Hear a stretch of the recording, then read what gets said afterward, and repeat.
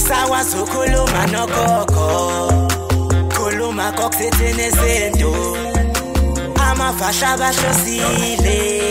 bathi uzokhuluza ugogo bewe asisakwazi ukukhuluma nogogo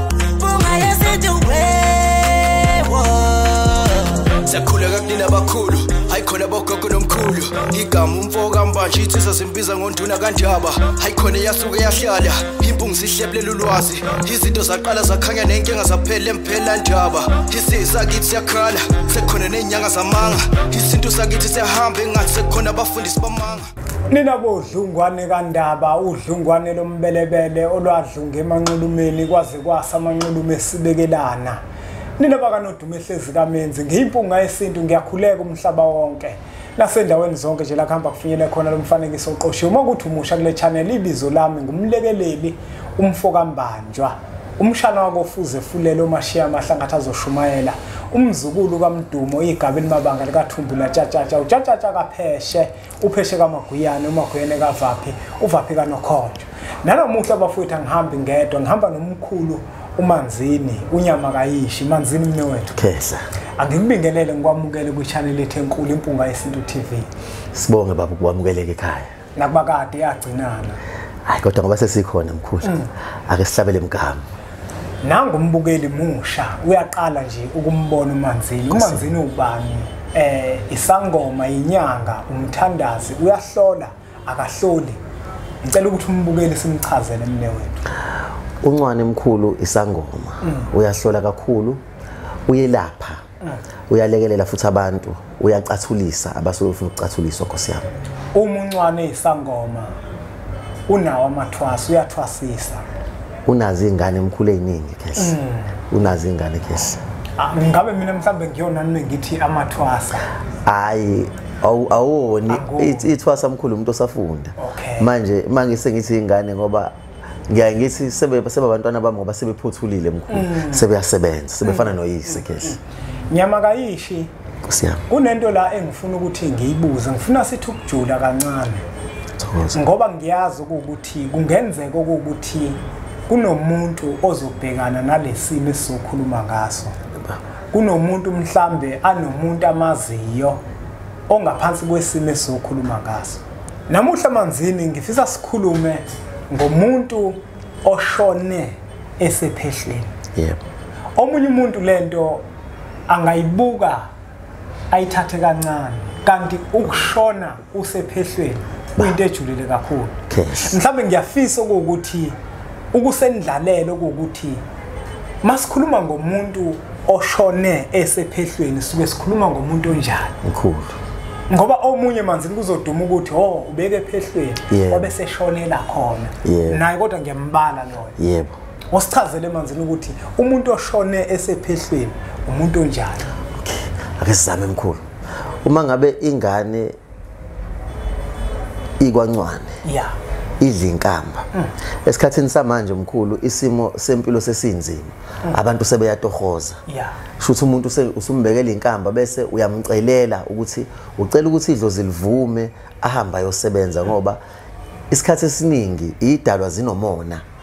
zifisa ukuthi uma ngabe wenza into yazo wenze nje into yazo nje ungabe khona la uphazamiseka khona ngoba ematoheni lapha uzobuye uphazamiseke emoyeni bese kuphazamiseka idalo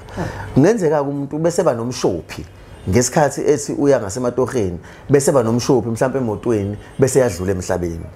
lo muntu udlule esephehlweni kunjalo noma abe nomkhuhlane kodwa akuvamisile ukuthi umuntu abe nomkhuhlane esephehlweni ngoba usuke engamelwe abantu abadala akugula guli impilo yomuntu ayikhifizeli mesephehlweni kodwa ake sithi ngoba izinto ezingenzeka umuntu bese ekhifizekelwa impilo esephehlweni agcine edlule emhlabeni lo muntu naye udlule esephehlweni umbuzo ke mkhulu bengithi uthi ulungiselwa kanjani kunjalo lo muntu omkhulu usuke ebiza ukuthi aphothulwe noma alandwe akhishwe ephehlweni kushuthi ke umuntu uma ngabe engena ephehlweni uba nomphelekezelo okumuntu wakubo umuntu awumfaki nje umuntu ayifika ingane yodwa uyimisela inkamba uyifake ephehlweni ungabaza abantu bakubo ngoba ngesikhathi ingane isephehlweni ukhuluma ukhona umuntu osuke uxoxisana naye wakubo ngohambo lomntwana lo omkhulisayo la ephehlweni kushuthi ke uma ngabe umntwana elimala esephehlweni loyo muntu loyo okade nikhulumisana naye kubiza ukuthi bafike bezomlanda la ekhaya. Uma sebemlanda la ekhaya bazoshiya inkomo yala ekhaya. Uma ngabe kuukuthi ingane ibikade igcobe ibovu kuzokwenziwa umkhuba ukuthi ibovu ligezwa kanjani la ekhaya, lihlanjululwe ibovu la ekhaya. Bese kuya ngamandla omndeni. Uma ngabe kuukuthi umndeni omkahle futhi ongayifuni inkinga kusasa, kubiza ukuthi indlela ecorrect, indlela eright yokwenza. Ibiza ukuthi lo muntu bese yakhishwa la ekhaya ayokwenzela umgidi kubo. Samuntu engathi uyaphila, akhonjiswe inkomo yakhe, akhonjiswe indawo yakhe la bezosebenzela khona, enzele umgidi wakhe lo muntu ukuze ezobuya ezoba ingelozi yokukhanya phakathi kwekhala lomuzi noma phakathi kwalomuzi. Uyaphothuliswa. Akekho umuntu ommelelayo, ugobela wakhe kwenziwa into kusamuntu engathi ukhona. Uma ngabe sithi uyahlambulula ihlahla le lapho soke bezomlanda ngalo. Wemanzini mnewethu, wena ozongiphikisa uma ngithi mina lento ngiyibona ukuthi iyefana. Kunomuntu lamanzini othola ukuthi wahamba wayephehlweni, mhlawumbe wafika wakhathi ibovu ngabe umcako njalo njalo, wamiselwe inkamba, wabe senza lento ebesikhuluma ngayo weqa. Yebo baba. Uma eqa emva kwalokho wahlala nje wangaligeza ibovu, wangageza konke lokho, wahlala impilo waqhubeka nayo, kwabe sekufika isikhathi wadlula emhlabeni. Uma esedlule emhlabeni useyavela manje ufaka ibovu. Yebo. Wayibona lona kungabe lo muntu loyo ukesimene esifanayo nalomuntu esikhuluma ngayo, indlela alungiselwa ngayo iyefana yini? Asibhekeni ke emkhulu yalo muntu ngoba yena weqa ephehlweni. Isigaba sokuqala abantu bakubo kufanele bayocela intethelelo ephehlweni. Bayomcelela inhlambuluko, intethelelo ngesono sakhe lesasenza sokweqa ephehlweni ngoba ephehlweni akweqiwe. Kunjalo. Bese okwesibili bakhokhe inkomo kaGobela eyayikade isele. Bese uGobela uzobe seyasho ukuthi wayekade egcine epha umntwana, bese uGobela eyamhlambulula umntwana, eyamkhipha futhi naye ngendlela yomuntu okhishwa samuntu engathi ubekade esephehlweni. Kodwa owakhe umkhuba uzothanda ukuhluka kancane ngoba yena iphehlo bese lilahlile. Uzophuma be umuntu okhishwa samuntu engathi ubuyiselwe ekhaya, kanti lo oqale kade sikhuluma ngayo ukhishwa samuntu engathi khishwa isangoma uqobo. Ngiyakuzwa manzini, ngifuna ukuphuma kancane esihlokweni mnethu ngoba lento ibalulekile lento ngoba ithinta impilo zethu thina sabantu. Nangu umuntu manzini. Mhlambe bengingeve ukuthi uye kothwasa, kodwa umiselwe inkamba. Umanzini omnisela kubo mhlambe inkamba encane emkhulu, emisela inkamba nje ezincane ezithile, kodwa manje uthenga akaziphothula, wavelela umshophi mhlambe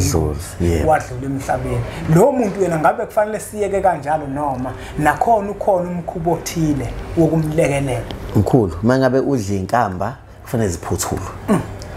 Kufunakala angithi uma ngabe ngikubekela inkamba kokwenu udla masikhuluma inkamba encane sikhuluma ngomndiki nomndawo nomnono, sikhuluma la ekusuke kuthiwa khona umuntu athi nginenkinga yamagobongo, nginenkinga yemoya, bayibiza ngamagobongo, nginenkinga yamagobongo, engasasho intwaso uqobo, esho nje lemagobongo amancane, esho inkamba encane. Nazo lezo inkamba kubiza ukuthi siyiphothule ngoba lo muntu usuke esebumnyameni balezi inkambe kade ezidla ngoba kayiphothulwe. Naye zizomenzela isibopho athi noma uyafika la ekhaya ngafike umuntu engathi ubambekile noma khona inkulumo afuna ukuyikhuluma kodwa akukhulumeki, ubanjwa izona noma uhilwa izona lezi inkamba, zibiza ukuthi nazo simgeze simphothulele zona lezo inkamba. Nakuba engashonanga ke phehle kodwa manje ushone kunenkamba ekade ezidla wangaziphothula. Yebo baba, ubedla inkamba into usuke ungamgezi ukuthi ngoba ukade esephehlweni, usuke umhlambulula inkamba lezi angayiphothulanga noma ngabe bese ephehlweni noma bengekho ephehlweni noma ngabe bedla inkamba encane noma enkulu. Uma ngabe umuntu edla inkamba waseyadlula emhlabeni kubiza ukuthi lezo inkamba ayihlambululwe phezu kwakhe ngoba kufanele umuntu acoliseke. Ake silungiseni ke mkhulu ngoba bengiphendula kumndeni onamandla noma bengikhuluma ngomndeni la onamandla. Nakho kumuntu abathatheli indawo kodwa manje nanga umuntu uyabuya ubuya kubona unebovu noma ubuya kubona usindwa iphehlo. Angazi mkhulu noma ngibeka kahle yini. Ngizwa kahle umanzini uthi nanga umuntu manje udlule esephehlweni kodwa manje umndeni wakhe uhlwempu ikati lelezini. Nkosi yami. Ngoba ekuqaleni ubusachaze ngalabo abadla izambane likaBhoko. Yebo Khehla, yebo. Manje ke uma bengathatheli indawo kubiza ukuthi senze njani. uGobela uma ngabe enobuntu uzothi ingane ngoba ihambelela ekhaya ugobela nobuntu inkomo kagobela mangabe kuukuthi bekuyinkomo ephilayo angenza kube imbuzi ngenza isibonelo angithi wehlisa igaba manje kokubili kodwa kunenyawo ezu4 wehlisa igaba kunamanqina amane wehlisa igaba bese ethi ukumkhipha la ekhaya uzovele ugobela amkhiphe amhlambulule angawenza umgidi wokumphothula amhlambulule kodwa umehluko omkhulu ususele kuthenini ke uma ngabe nimkhiphe namphothula namgidela umoya lo wobungoma angeke ufike futhi la ekhaya lokuzokhathaza noma angeke uthi usuka manje usufuna futhi ukusebenza ngoba usanda kwenzelwa izinto zawo noma usanda kugcinelwa izinto zawo kanti lo sisuke senza ngoba sisuke sifuna ukukhulula lo muntu obambekile noma lo muntu osesibopheni uyamhlambulula bese uyamkhipha kodwa umenzela umgidi khumbula ke lo moya wokulapha awuphelelisiwe ngoba awugideliwe uzobuya ke phakathi kwekhaya umoya uzothi ke hayi manje mfoka mbanjwa sengihleli kuwe noma sengicela ukuhamba nawe baba Noze ningivume babukeli bempunga yesintu la kwimpunga yesintu TV sikulethela usweet wodwa hayi lapho ke bafowethu ngike ngiziqhawuleke mina ngisho ngithi hayi oza kwethu engibalethayo sifike siyenze lento siyalihluba udlube ekhasini ngoba okubalulekile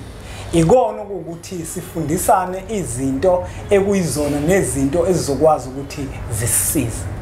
asivele siyiphethe manzini uma kuukuthi ababukeli banombuzo bazosifonela inombolo le nombolo ozibona umbukeli ziloko ezivela ezakho umkhulu manzini isihloko sethu sanamuhla okanye isifundo sethu sanamuhla besikhuluma ngomuntu oshone esephehlweni usechazile kunyama kayisho ukuthi noma ngaze kuthiwa wena uvele nje waphuma ngokuthanda kwakho wahamba kodwa ngoba wawumiselwe inkamba ushone usephehlweni ngoba awuphothulanga khona kubalulekile ukuthi ke imigudu yonke siyilandela mhlawumbe sesiphetha nje manzini mkhulu kunomuntu la owadla igobongo elirong ngayizwa lo ngilalela kesi wadla nje igobongo elirong lo muntu loyo uyakwazi ukusizakala mhlawumbe ukuthi ligezwe kuyena ngicela ungihlaziyele mkhulu masithi igobongo elirong okay nangu lo muntu lona manzini kwakufuneka mhlambe adle abantu bakubo bafika kuyena bathi njengana kumina ngizokwenza isibonelo ngami ndawo mkhulu wafika ikhehla lathi kumele ngithole impande yogogo nabantwana mkhulu phela yebo bese manje lo muntu lona bese bona bamnikeze nezinye impande ezithanda ukugobela yebo babe sebethi ke lezi besingazifunanga thina usingcolisile yebo hayi uyahlambululwa ngemkhulu kulula uyahlanzulula nje mkhulu lapho ke wenza nje angithi inkambe beyifune wenze nje kahle inkambe beyifuneka imbili wafika ugobela wafaka ezakhe zabanhlanu wenza njena ke mkhulu masusulungisa kulula ke lokho umuntu awuyikhiphi lezi ezimbili ezifunakala egazini ulungisa ngokugeza lezi ezintathu ongayifuna egazini angazi ukubekela kanjani lezi ezimbili mangabe usumhlambulula umuntu masumgeza ugeza lokho kungafuneki kusale lokho kufunekayo akabe saqala phansi yebo kusuchibiyela ke lokho mkhulu ngoba umbuzo wami ubuzo thina manzini uqala phansi nazihle hayi angithi ke uchibiyela uma ngabe uzoqala phansi shuthi ke mozoqala phansi sigeza zonke ake sithi ke manzini bekufanele adle lezi ezimbili kwangamnika wamnika lezi hayi kufanele gezwe wonke bese eqala phansi edla lezi ezifunakala mkhulu buke nompunga yesintu TV le nombolo ozibona uzivela ezamanzini uma ukuthi uke waba nenkinga esikhuluma ngayo muthinta umne wethu uzokuthi mhlawumbe uzokwazi ukuthi akulekelele ukubeke kwacaca ukuthi uyisangoma ingako lezihloko ezithinta kanje namanzini ngithanda abantu abayizangoma nesothu masikhuluma sikhulume ngento othola ukuthi umuntu uyayazi uyayiphila yebo Nkosi ngiyacela ke mbukeli ukuthi uqhubeke usubscribe ku channel ethu enkulu impunga yesintu TV bese siwuthatha umfanekiso oqoshiwe usudlulisele kwabanye abantu manzini sengicishe ngakhohlwa asimkhumbuze umbukeli ukuthi utholakala kuphi la utholakala khona mkhulu ngitholakala eThekwini nginesigodlo kwaMashu nasePhayindane ngiphinde ngitholakala eGoli kodwa umuntu uyafona sihleli ilanga lokufika baba ngiyacela ukuthi siqhubeke subscribe ku channel ethu enkulu impunga yesintu TV bese sithi nje impunga